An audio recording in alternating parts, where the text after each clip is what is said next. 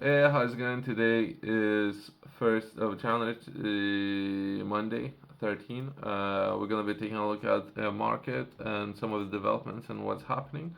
I will try to take a look at most important information, what should be most important information, but I haven't read it yet, right? We're gonna be taking a look at data, perhaps housing, and some of the developments when it comes to trade. Very, very important information and big, sizable problems, right? Let's begin by taking a look at first press release, something that we published yesterday. Prime Minister sets out a blueprint to turbocharge AI. Artificial intelligence will deliver a decade of national renewal as part of new plan announced today, 13th of January. Okay. Let's try to understand it. AI to drive the plan for change, helping turbocharge growth and or boost living standards. We're gonna be touching on living standards in just a second. There's might be some discrepancies in comparison if we're gonna be comparing ourselves currently our living standards to other governments. There might be a lot of discrepancies, sizable 40% discrepancies compared to other governments. But anyway, public sector to spend less time doing admin and or more time delivering the services working people really or rely on or really need. Okay, there's a lot of developments when it comes to administration, but currently it's very hard since there's so many initiatives are currently being discussed of how to reduce administration work and how to deliver better quality of services. If anything, perhaps having inbuilt feedback system, right? Feedback system. So if someone could do that in some of the services. To the most part, all the services have that feedback system. But if anything, let's progress.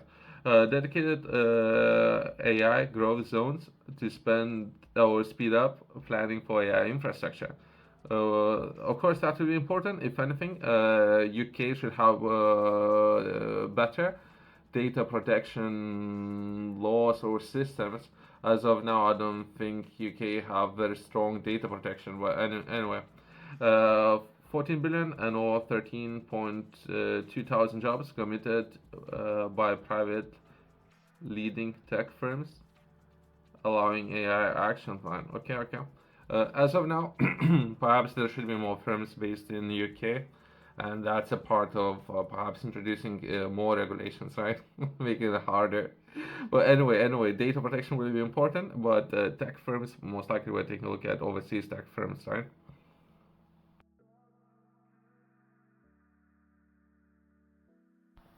Let's take a look at this article. What kind of information is going to be available up there? I don't know how accurate that information is going to be. Sometimes a lot of people might create problems just to create those problems, right? As of now, let's do not go down this road. There might be some of that highlighted in this article. I haven't read this article yet, but potentially outsourcing some of those administration tasks to software would be a way to go. But a lot of businesses up there or private government institutions looking to hire more people where they should be looking to reduce number of staff. I have read this article, right? I have read different articles published by different governments today, not this article, right? Artificial intelligence will be unleashed across UK to deliver a decade of national renewal under a new plan announced today, 13th of January 2025. A remark move from the previous government approach, and our prime minister is throwing the full weight of Whitehall behind the industry by agreeing to take forward all 50 recommendations set out. Okay. I didn't know this report, right? That would be AI opportunities action plan. Okay. I don't want to promote this plan since I haven't read it, right? AI is already being used across UK. It is being used in hospitals up and or down the country to deliver faster and or smarter care, supporting plain level of people who can't speak diagnosis. Okay, so that's NHS services. Anyway, so if anything, productivity as of now in NHS is falling, so I don't know what they talking about, as well as companies who can work with NHS, just one company perhaps who has contracts. So this topic, let's progress without discussing this topic. We have covered that too many times. Unveiling the detail of the government's AI Opportunities Action Plan today, the Prime Minister will say AI can transform the lives of working people. It has the potential to speed up planning consultations to get Britain building, help drive down admin for teachers so that they can get on with teaching our children, and feed AI throughout cameras, and also support potholes and will help improve roads. Right. So potentially we're taking a look at the three different areas: healthcare, fourth area, but anyway, that would be teaching sector, roads or infrastructure sector, and or other sectors. Right. There's a lot of improvements. It's impossible to make. Right. Backing it to a hill can also lead to more money in the pockets of working people. Okay. I don't know. This is again, we're taking a look at this is government's press release, right? And we just reading this information. I don't want to comment since that's not necessarily reflected of what's really happening. When we're discussing this point, let's stop at this part. Let's stop at this part and let's take a look at data. This is what they're saying because every single article is saying that there's going to be more money in the pockets of working people. I mean, to some extent, I do understand what formula they're using to define this, where may or may not be the case, but let's take a look at some of the other data, which perhaps set different expectations for people, right? Let's take a look at something that will be published today. Then it comes to more money in pockets of working people. I think that's how it was defined. That would be UK low to middle income families far poorer than OECD counterparts. Study released that would be Britain's 39% worse off than a Dutch equivalent duty housing cost, 44% higher than the Western European average, right? That perhaps the housing prices and all the demand, supply and demand of houses in the market, and most likely government is looking to correct these numbers. But as of now, some of those statistics, that's numbers, right? As well as there's different article when we're discussing. So if house prices is so expensive, right? Who is again we're looking for someone to blame, I guess. But anyway, that will really property sellers in England and Wales make lowest returns in a decade. At least this is what they're saying, right? Again, we don't have enough time to unpack all these articles, right? But that's where things are when it comes to more money in the pockets and who is pocketing that money. But anyway, let's close on that. Let's progress to the next article, right?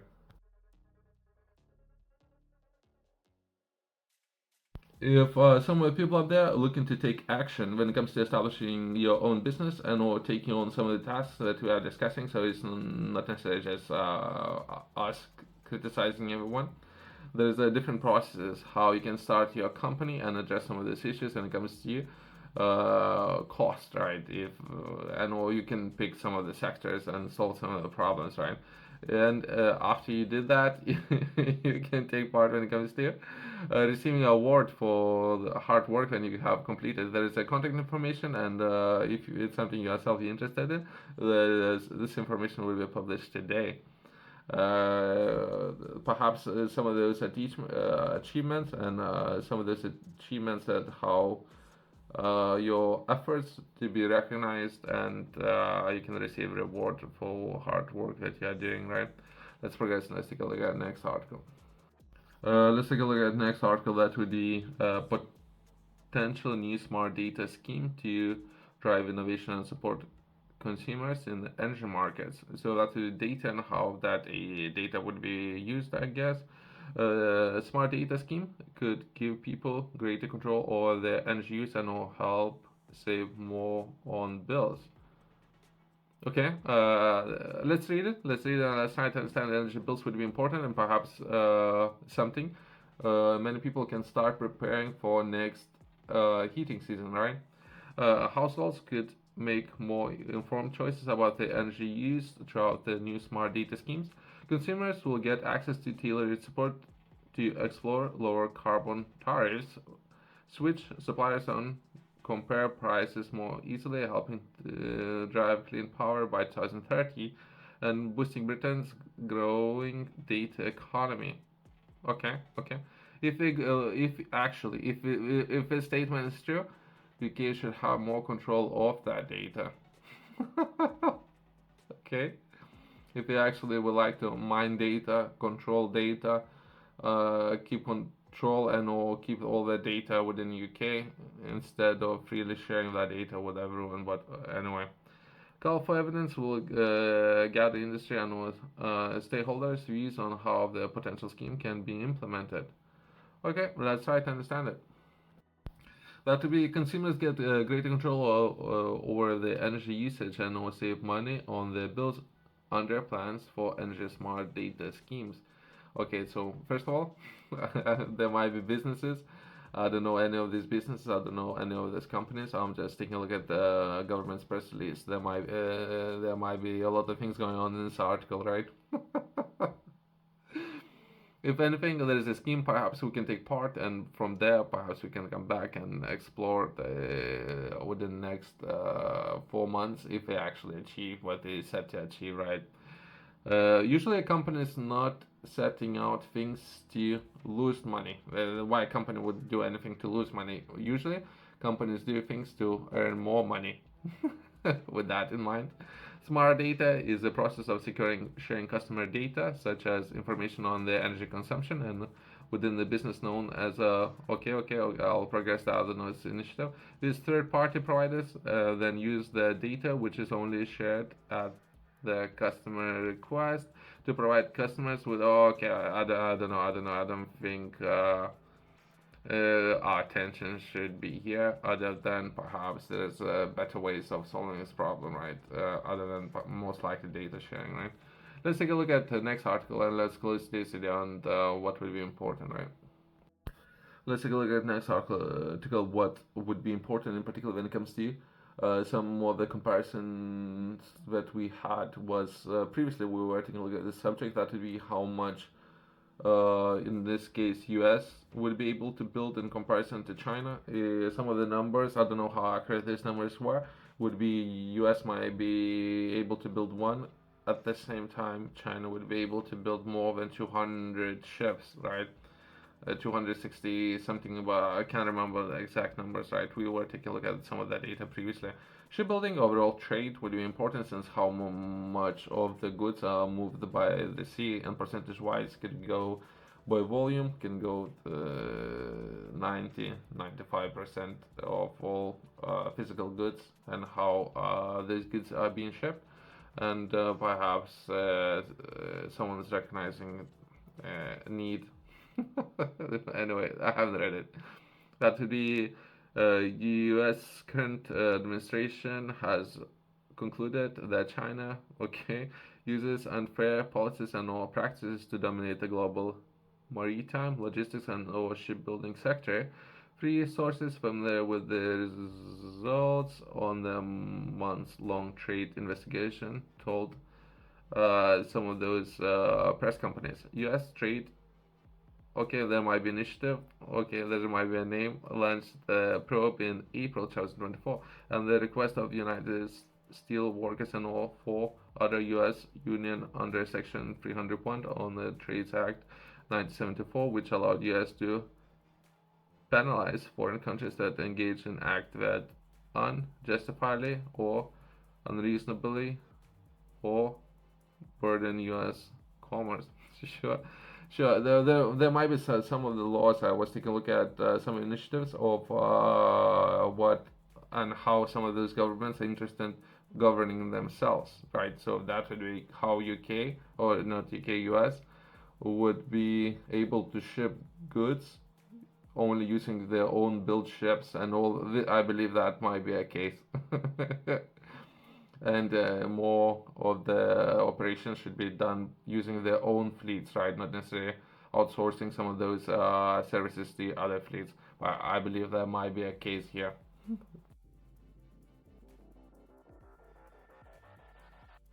Let's take a look at what the Jones Act is. Officially known as the Merchant Marine Act 1920, a significant piece of U.S. legislation that affects maritime commerce. Here are some of the key points about the Jones Act. We won't be reading perhaps the entire act. Perhaps we only gonna be taking a look at main points. Purpose and requirements. Joint Act requires all the goods transported by water between U.S. ports be carried on a ship that are built, owned, and operated by United States citizens and all permanent residents. Okay, so that might be a lot of issues here. I guess, but it depends. It depends. Perhaps there's some limitations of what kind of goods and all many things, right? As well as economic impact, debate on the waivers, as well. There might be a lot of things happening there, as well as legislation history and or attempts at change. Okay, sure, national security and no jobs. So perhaps there might be a lot of things happening, if anything. Let's stop here. For people who are interested, we won't have enough time to cover everything in necessary detail, right? Why that would be important, since we're taking a look at some of the information that we published 1 hour ago. That would be Russia says new U.S. energy sanctions would destabilize global markets. And we're gonna skip some information that would be U.S. Treasury imposed wider sanctions on Russia oil and oil Friday, targeting producers. There might be private businesses less progressive without those, but overall that would be 183 vessels that have been shipping oil, right? So we're just taking a look at what kind of impact some of those developments might have. Let's come back to the original article. We have the wonder of kind of. Coming back to the original article, then we were taking a look at who and what some of the concerns that in this case the U.S. might have when it comes to who owns the fleet, right? If this fleet that as of now U.S. is using, if it's been owned by China, many things can happen. But there are safety systems in place. Some of the acts that we were taking a look at, the Jones Act, and just perhaps U.S. building more ships. I guess since currently the numbers are not high enough, right? But anyway, patients also severely and artificially suppressed China's labor cost in the maritime, shipbuilding, and logistical sector. The person added, citing experts on the report. No immediate comment was available from. Okay, then White House. So let's progress without names. Let's touch on numbers. We're gonna touch on numbers and we're gonna close this article, right? The probe cited data showing that the China's share of the 150 billion global shipbuilding industry has expanded to over 50% in 2023, from around 5%, or I believe it's 2,000 large aided by the government subsidies, while once dominated U.S. shipbuilding has been their share dwindle below 1%. South Korea and Japan are the next biggest shipbuilders, right? Perhaps some of the areas would be automation, how fast they might be able to do that at the cost, but anyway. The report provided a fresh gel of the incoming administration for hammer China. I guess that we kind of getting political and very aggressive, but anyway. We just like to touch on numbers and perhaps close this article, right? The report came as a heels of sharp criticism from the U.S. On the Western power of China's aggression, industries, policies, and overproduction of commodities like steel, and no reflection rare bipartisan agreement about the next need for fix U.S. shipbuilding, and no China denies any wrongdoing, right? Let's close that. Thanks for watching. See you next one.